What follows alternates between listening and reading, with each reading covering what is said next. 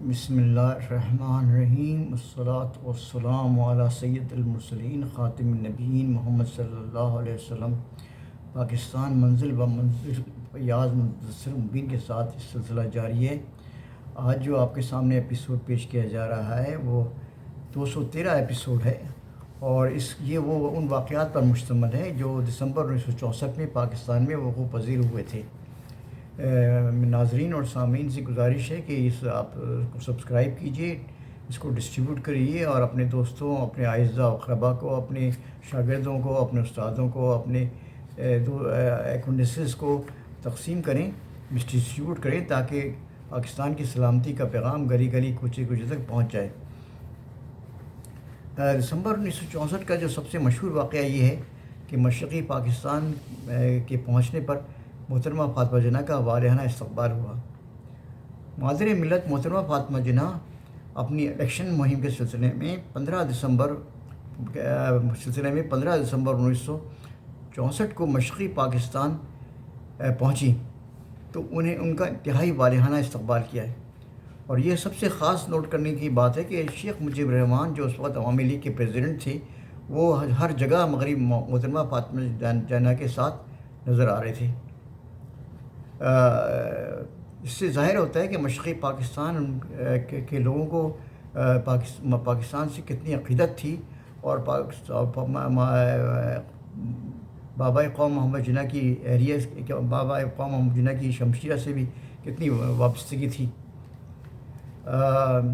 دسمبر 1964 کا ایک مشہور واقعہ یہ کہ صدر ایوب خان نے انتہائی غیر ذمہ دارانہ اور نامعقول بیان جاری کیا۔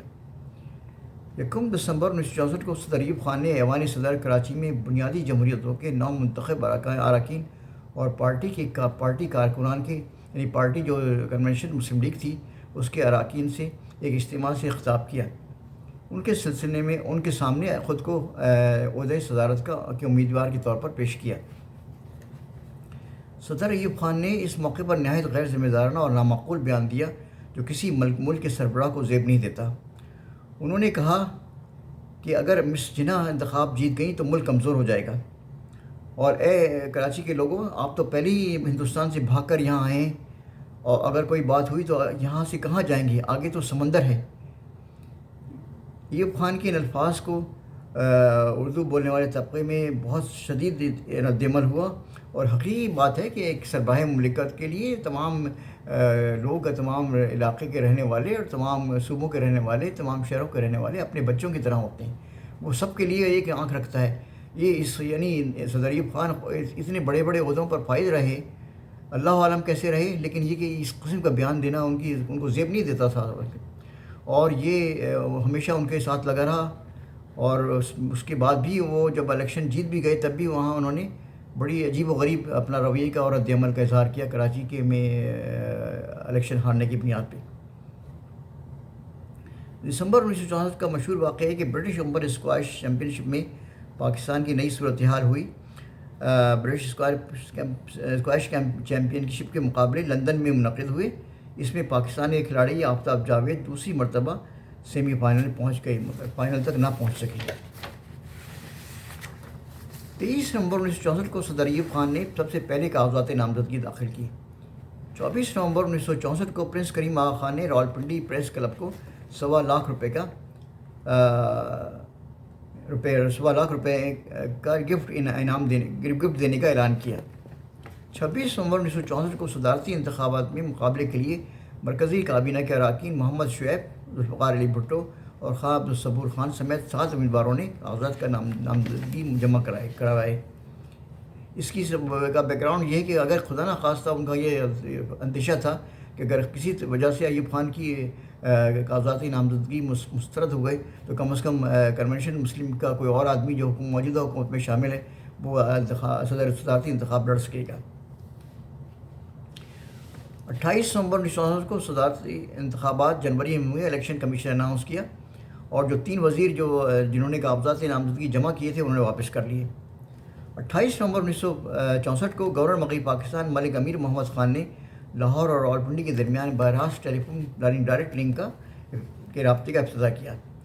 28 نومبر 1964 کو ہی مرکزی وزیر خزانہ محمد شعیب نے کراچی میں انکم ٹیکس کی نئی عمارت کا سنگ بنیاد رکھا۔ 29 نومبر 1964 کو صدر ایوب خان کو دورہ امریکہ کی دعوت دی گئی۔ 29 نومبر 1964 کو ہی گورنر مغربی پاکستان ملک امیر محمد خان نے پریس اینڈ پبلیکیشن آرڈیننس میں ترمیم کر دی۔ 4 دسمبر 1964 کو میلبورن میں پاکستان اور آسٹریلیا کے درمیان ٹیسٹ میچ کا آغاز ہوا، مگر یہ میچ ہار جیت کے فیصلے کے بغیر ختم ہو گیا۔ 10 دسمبر 1964 کو پنجاب یونیورسٹی اور اس سے ملحقہ تعلیمی اداروں میں طلباء نے احتجاج کیا کہ وہ اس نئی یونیورسٹی آرڈیننس کے اجرا پر احتجاج کر رہے تھے۔ 12 دسمبر 1964 کو یونیورسٹی آرڈیننس کی تنسیق کے لیے پاکستان کی تمام یونیورسٹیز کے وائس چانسلروں نے صدر سے اپیل کی کہ یہ آرڈیننس جو آپ نے نافذ کیا ہے یہ نہایت ناقص ہے اور نہایت قابل قبول نہیں ہے، اس لیے اس کو تنسیق کر دیں، اس کو کینسل کر دیں۔ 13 دسمبر 1964 کو صدر ایوب نے طلباء کے مسائل حل کرنے کے لیے کمیشن مقرر کر دیا۔ 15 دسمبر 1964 کو محترمہ فاطمہ جناح نے حکومت سے مطالبہ کیا کہ وہ فوری طور پر یونیورسٹی آرڈیننس کو منسوخ کر دے۔ 16 دسمبر 1964 کو مغربی پاکستان میں سیاسی تعارفی جلسوں کا سلسلہ ختم ہو گیا۔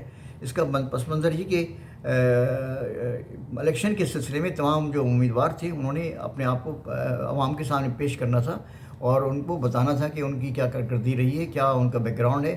تو یہ سلسلہ آخرکار 16 دسمبر 1964 کو ختم ہو گیا۔ 17 دسمبر 1964 کو مغربی پاکستان ہائی کورٹ کی مکمل بینچ نے فرنٹیئر کرائمز ریگولیشن یعنی FCR کو بنیادی حقوق کے منافی قرار دے دیا۔ 18 دسمبر 1964 کو حکومت نے وکلاء کی شکایت کے جائزے لینے کے لیے ایک کمیشن مقرر کر دیا۔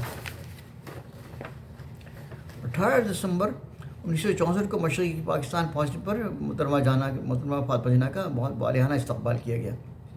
21 دسمبر 1964 کو لاہور میں مغربی Pakistan university of engineering and technology کے پہلے کنووکیشن کا انعقاد ہوا۔ پاکستان محکمہ ڈاک نے اس سلسلے میں ایک یادگاری ٹکٹ جاری کیا۔ 25 دسمبر 1964 کو ڈھاکہ میں ٹیلی ویژن کا افتتاح ہوا۔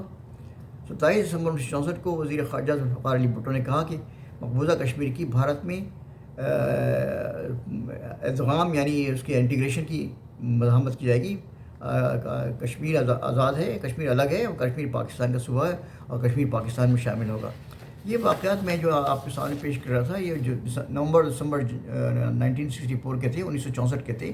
میری گزارش ہے کہ یہ آپ لوگوں کو پہنچائیں۔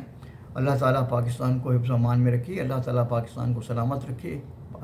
پاکستان پائندہ باد۔